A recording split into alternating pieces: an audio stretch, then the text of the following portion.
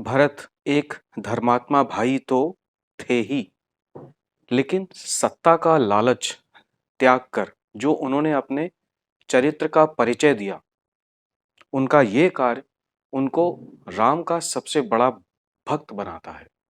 Ram a poetic journey में आज मेरी ये कविता भरत की उस भक्ति के प्रति समर्पित है। आइए पढ़ते हैं।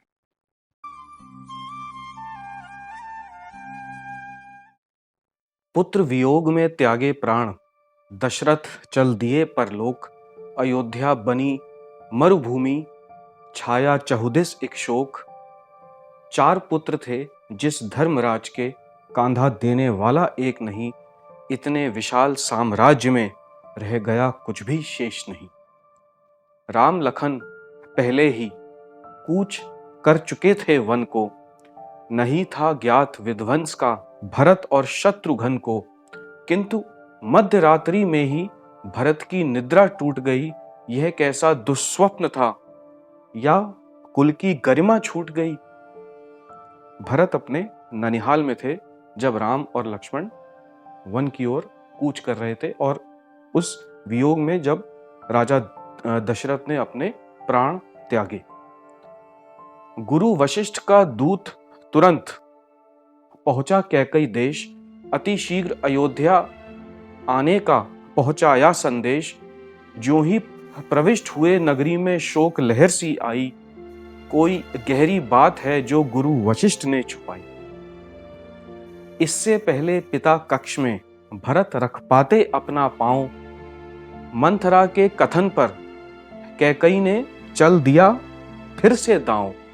बीच राह में पकड़ भरत को ले आई वह अपने कक्ष, और एक सांस में कह डाली अपनी बात अपना पक्ष। भरत सुन के स्तब्ध रह गए। वो बोले, हे कुल नाशिनी, हे कुल नाशिनी कलंकिनी, यह तुमने क्या कर डाला।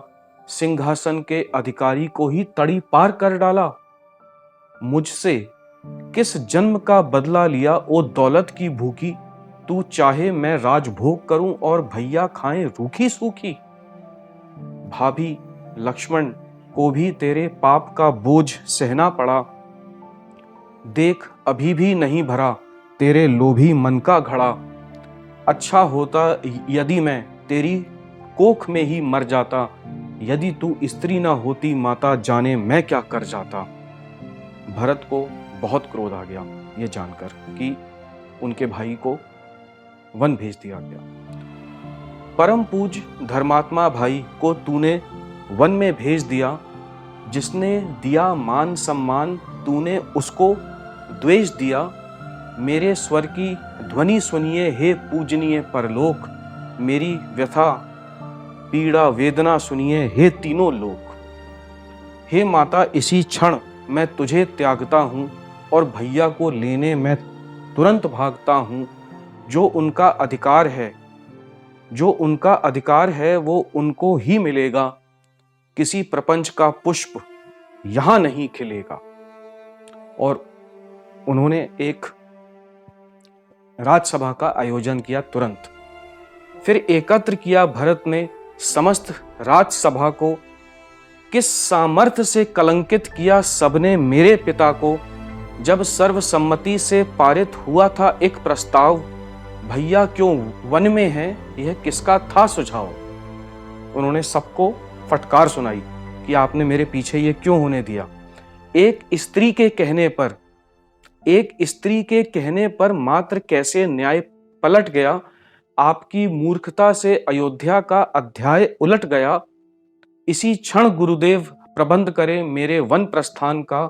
हे राजमुकुट करो प्रतीक्षा अपने उचित स्थान का। सहचर वन सेना प्रजा चल दिए वन की ओर। जैसे खींच रही थी राम की अखंड प्रेम की डोर। किंतु लक्ष्मण को शंका थी, खटक रही थी बात। वन में सेना लाकर भैया पर भरत करेगा आघात। लक्ष्मण को भरोसा अभी भी नहीं था भरत पर। जो ही लक्ष्मण को आभास हुआ भरत आगमन का, भूल गया सब प्रेम भाव वह अपने बालपन का, दी टंकार धनुष की लक्ष्मण ने और भरी हुंकार, आज तुझे परलोक भेजूं और करूं राम जयकार। बोले राम, हे लक्ष्मण तुम थोड़ा सा धीर धरो। बोले राम, हे लक्ष्मण तुम थोड़ा सा धीर धरो, जो है भरत के मन में पहले उसको तो स्वयं सुनो। तीनों माताओं और गुरुदेव संग जब भरत वन पधारे, प्रेम की ऐसी लीला देख स्तब्ध रह गए राम बिचारे। कौन संकट आन पड़ा भरत जो तुम वन को आए, बोले राम अयोध्या को क्यों राजा हीन कर आए। भरत बोले राजा सब त्याग कर बैठा है वन में, बस यही बात सता रही थी भैया मुझको मन में। वो तो लेने आए थे उनको।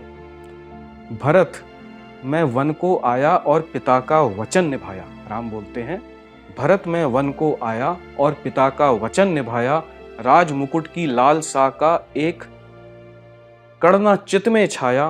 पिता का वचन निभाओ भरत, जाओ वन से जाओ भरत, राज मुकुट को पहनो भाई, रघुकुल का वंश चलाओ भरत।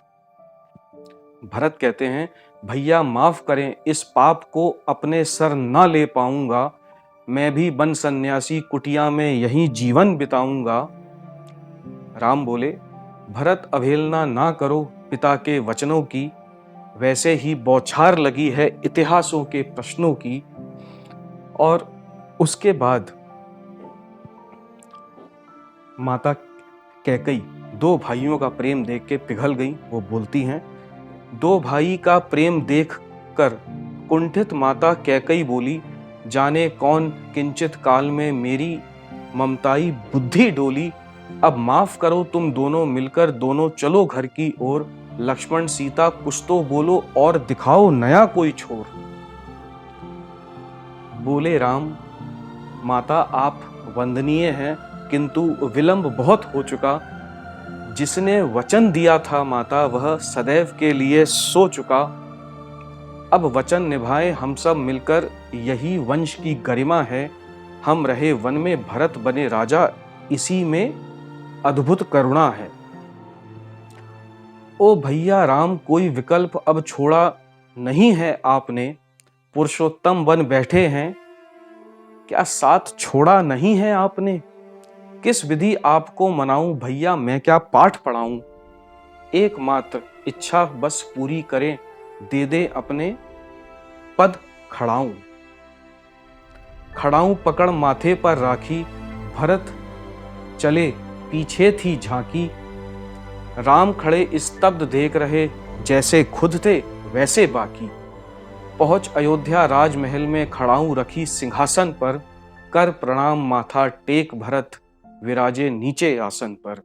कर प्रणाम माथा टेक भरत विराजे नीचे आसन पर।